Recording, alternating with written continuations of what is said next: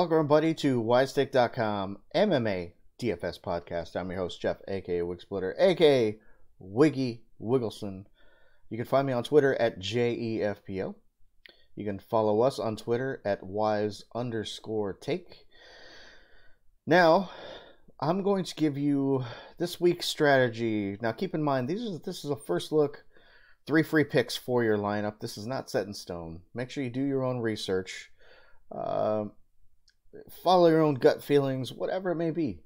I saw comments on there before, like, I wonder how this guy does on DraftKings. You can always look me up, and I have head-to-heads posted every week for every dollar level. So whatever your comfort level is, I'll be there.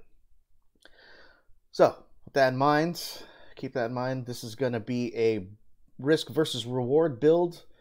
I'm going for high upside, high knockout potential, and the first guy I'm looking at is Alonzo Menifield. He's a former NFL player.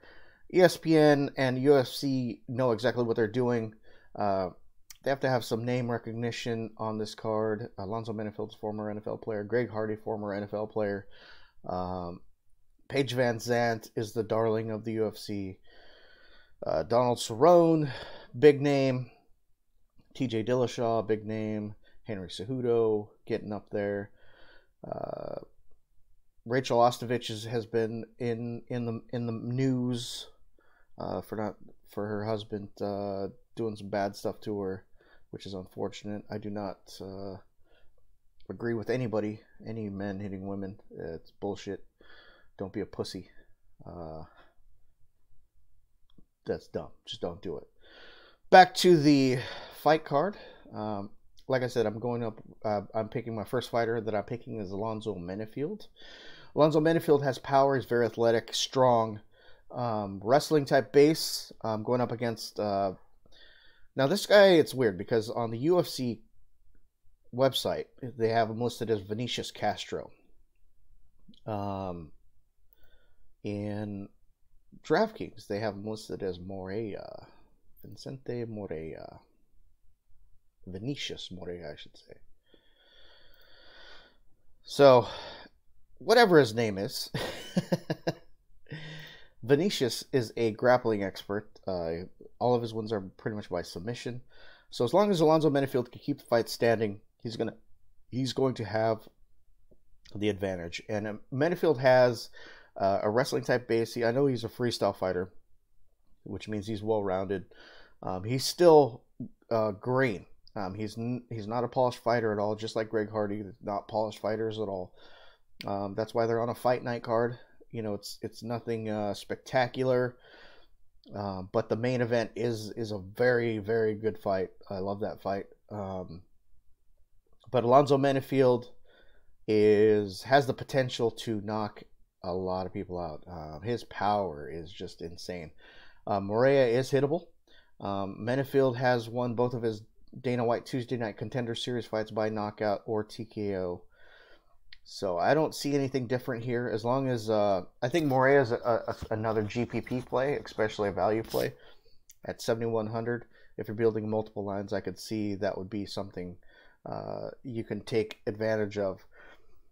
Like I said, these are high risk, high reward plays that I'm picking. Alonzo Menifield has the high ceiling.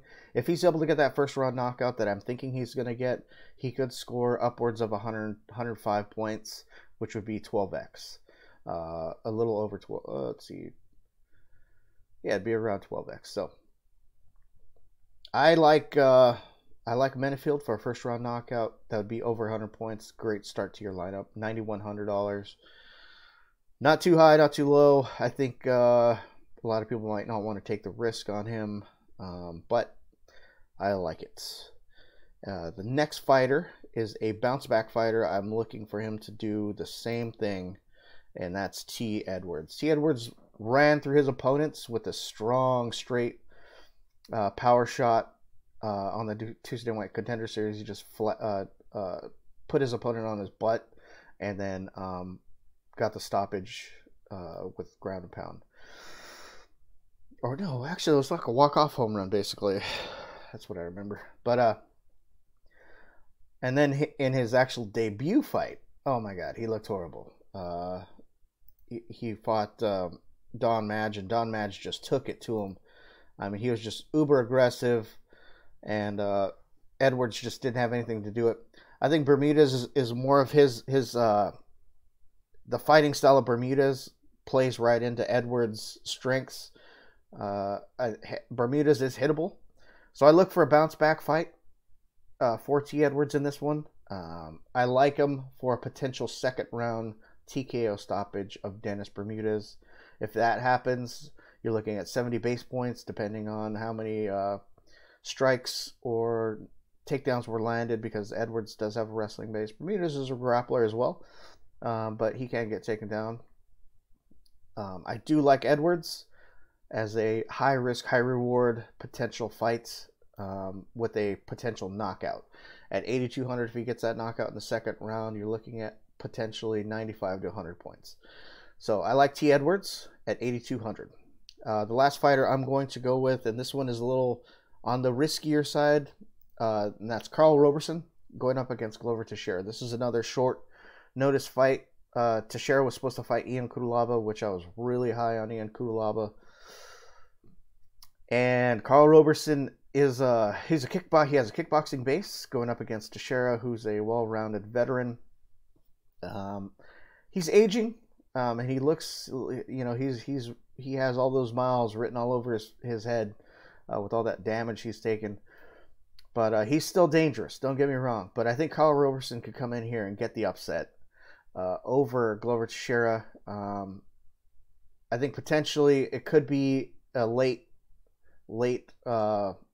second round, early third round stoppage. I like Carl Roberson for a TKO stoppage in the third round at 7,900.